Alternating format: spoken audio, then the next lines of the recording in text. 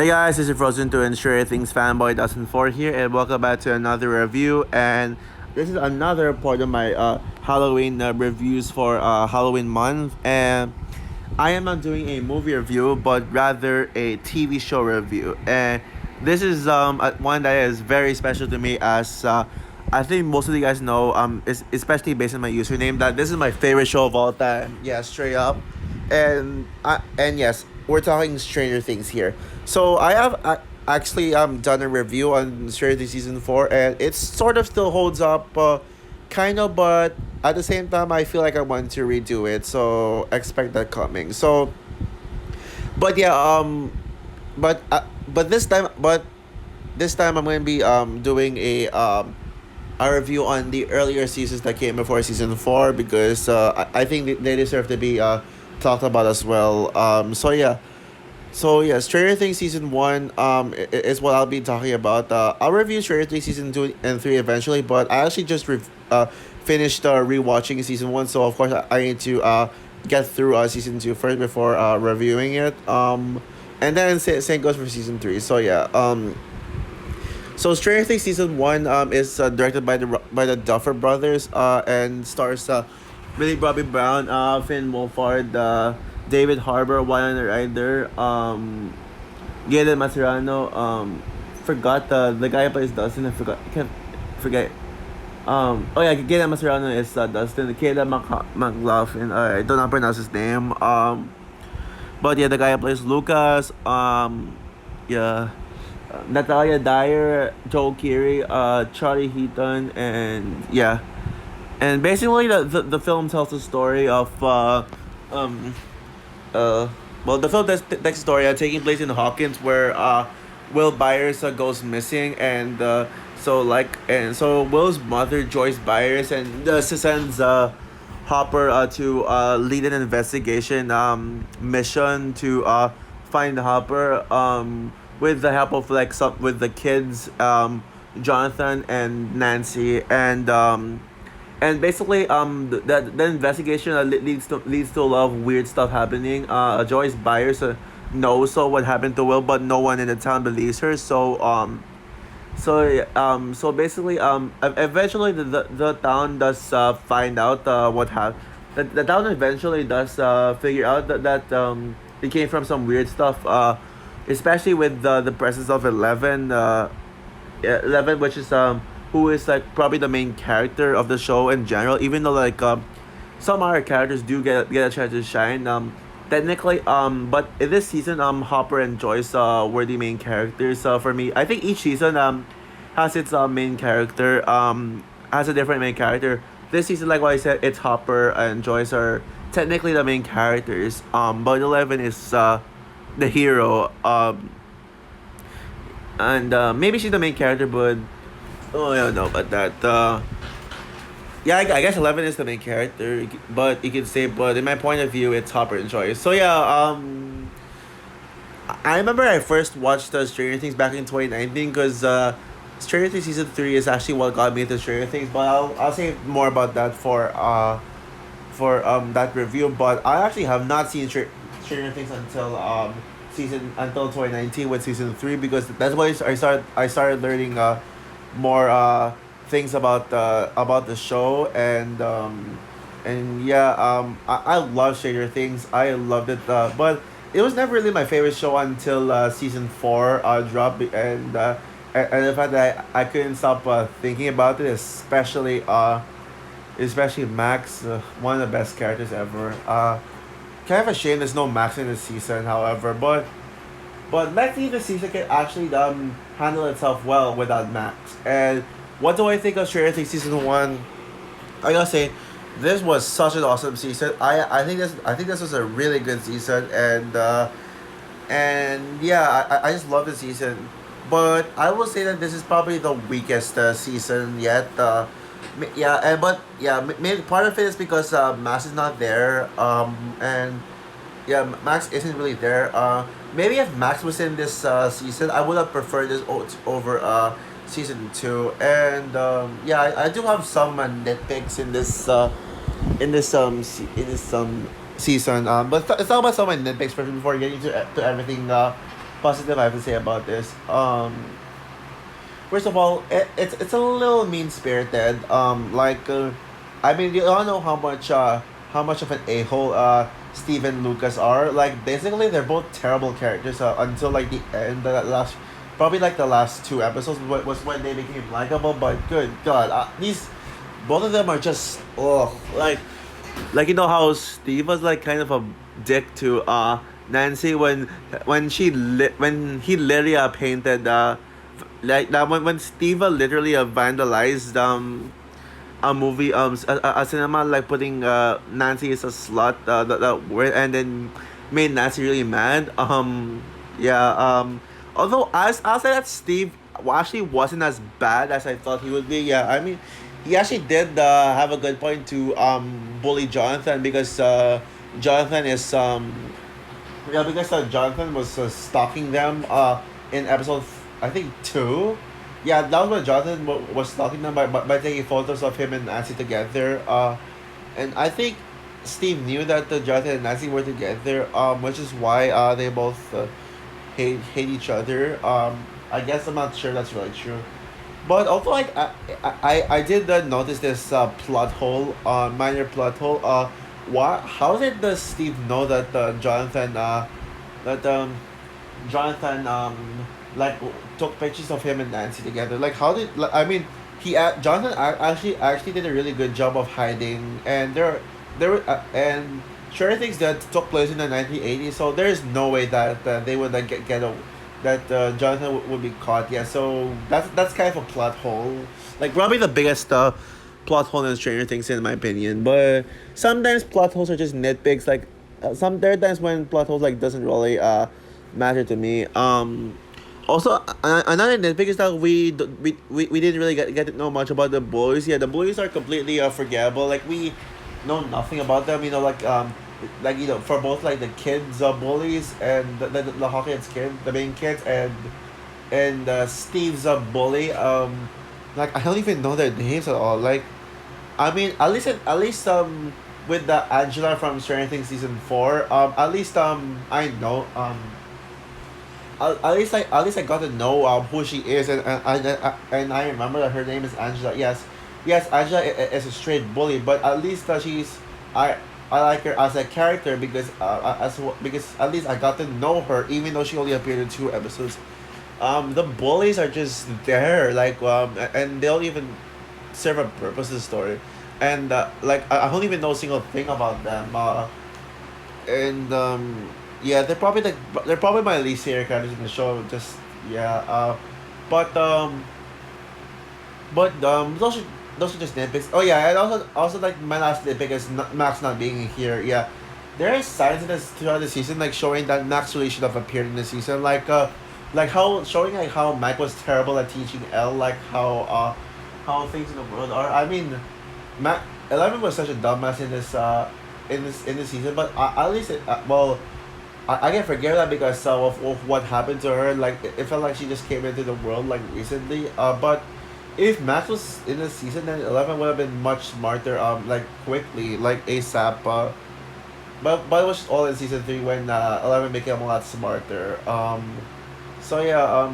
Yeah, literally, no one else could develop 11 than Max. But everything I said are just nitpicks. Because I mean, because when it comes to TV shows, actually, I do rate it based on how I feel. When it comes to like reviewing movies, if I do have a lot of nitpicks, like you know, that much nitpicks, then I would have given a 9 out of 10. But in TV shows, it's based on how I feel about it, my enjoyment with it. But yeah, now let's get into what I really loved about the show. Yeah, so first of all, yeah, where do I start with this? Yeah, the story is absolutely incredible. Like probably one of the best written pieces of TV I've ever seen in my life.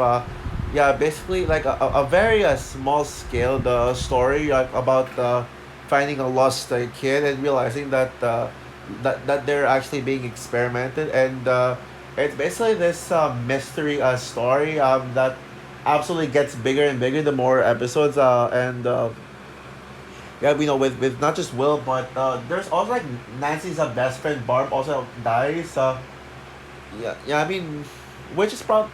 Wait, never mind. I was gonna say that on nitpick, but maybe it's not really that much of a nitpick. Maybe they did justify it. The Barb's death.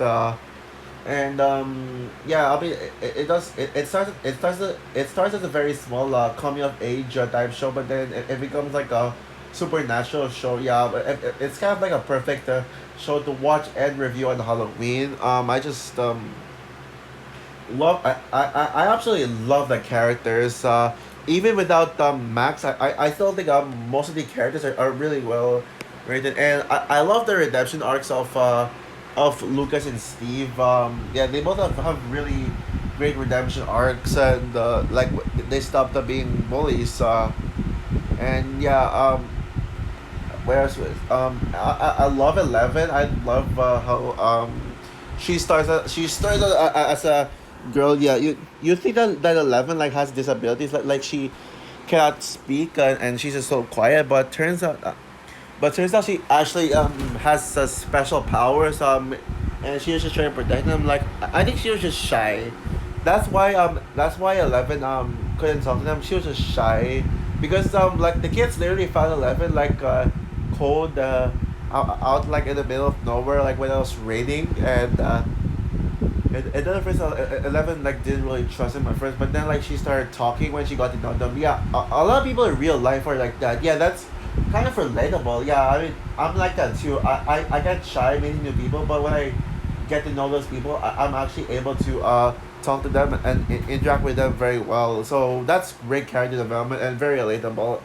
Now let's talk about my favorite character in this season, and probably my second favorite character Stranger Things behind Max, which it's Nancy. Yes, Nancy was originally my third favorite Stranger Things character, but initially that was 11 in that the top 10 Stranger Things characters video, but now I think Nancy is better. I mean, Nancy is such an underrated character, and yeah, for starters, Nancy is absolutely gorgeous. I'm glad that they at least at least there's someone I have a crush on in the Charity season 1. But yeah, if you're gonna be like, oh, you're just judging her based on how hot she is, well, not all hot characters are good. I mean, Miranda Frost died the other day, for example. She's hot, but she's garbage. She's terrible because of how cringy she is, and yeah, she's just so cringy.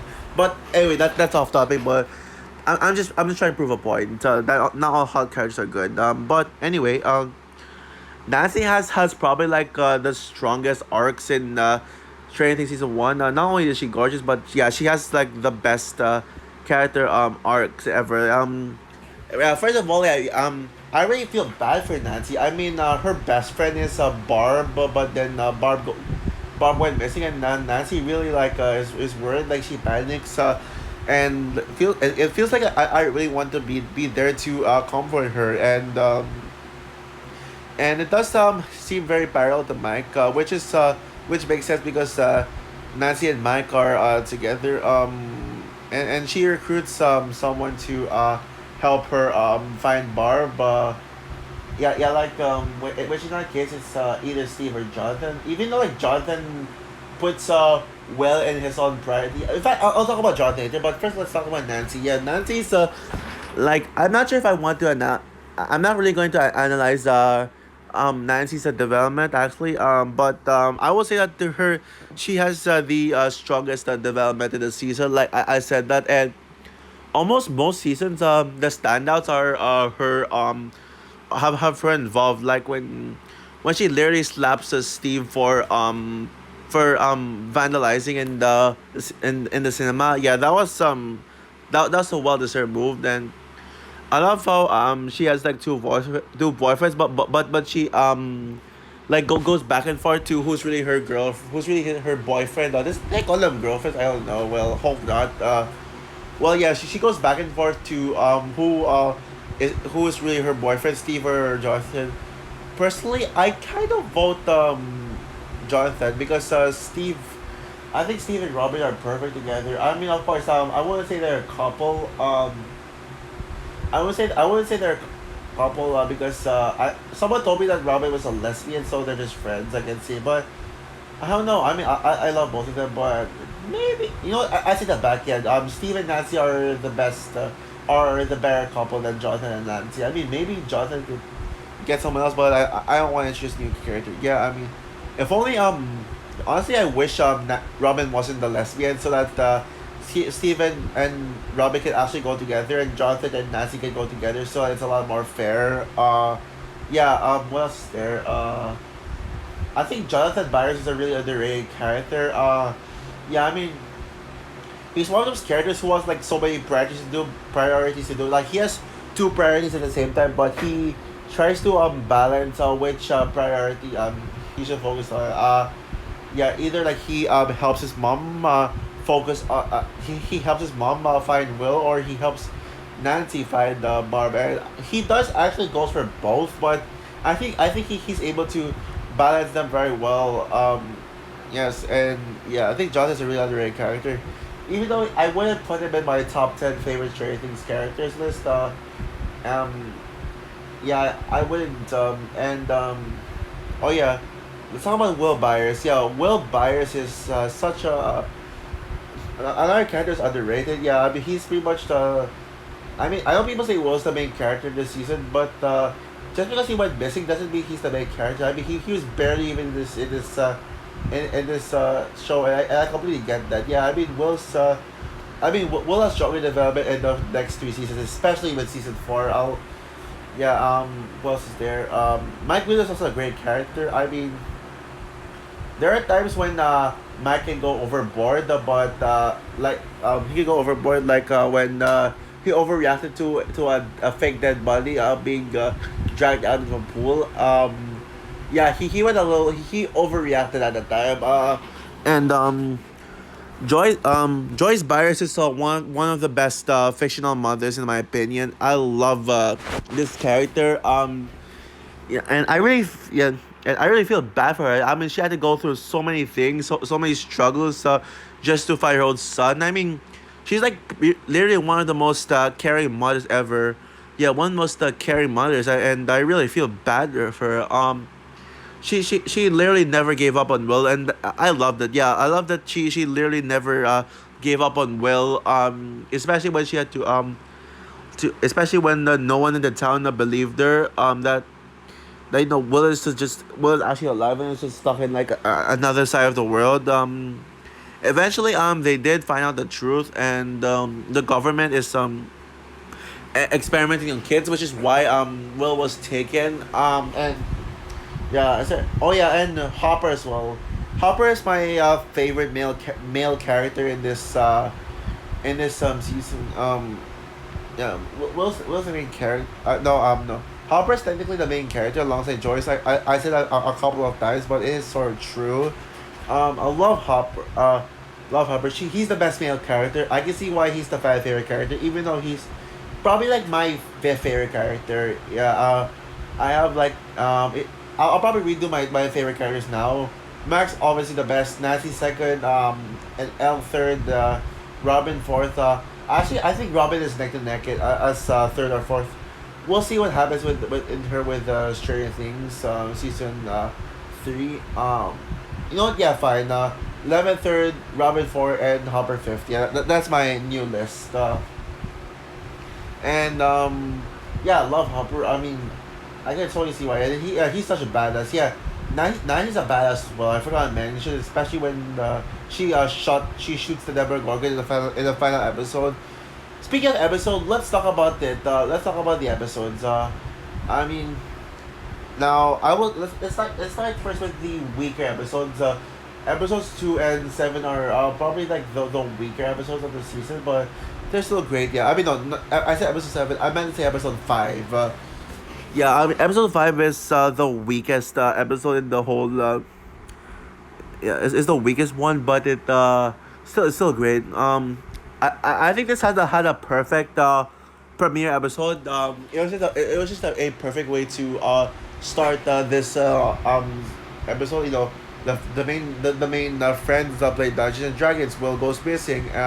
And everyone gets worried, and they show their school and Steve and Nancy dating, and yeah, I mean it's such a perfect coming of age feel while having that horror feel to it. Yeah.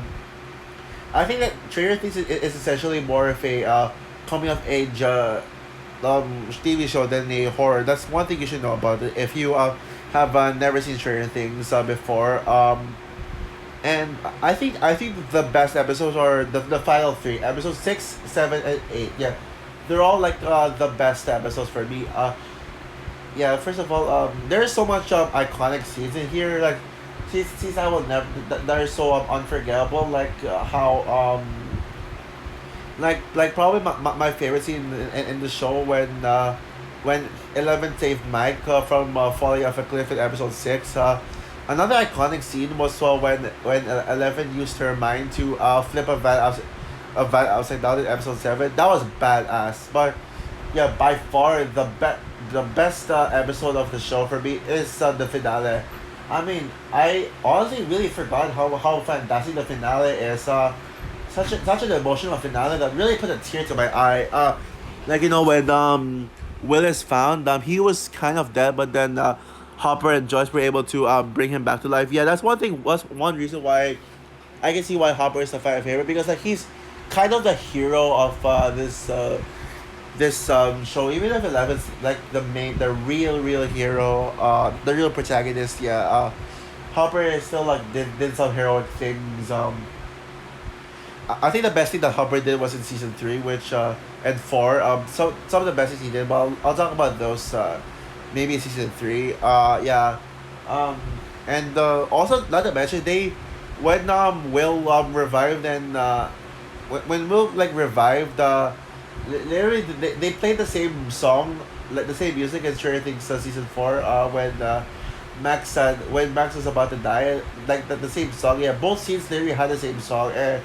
But I think it's kind of because of the song. Yeah, the song really puts a tear to my eye.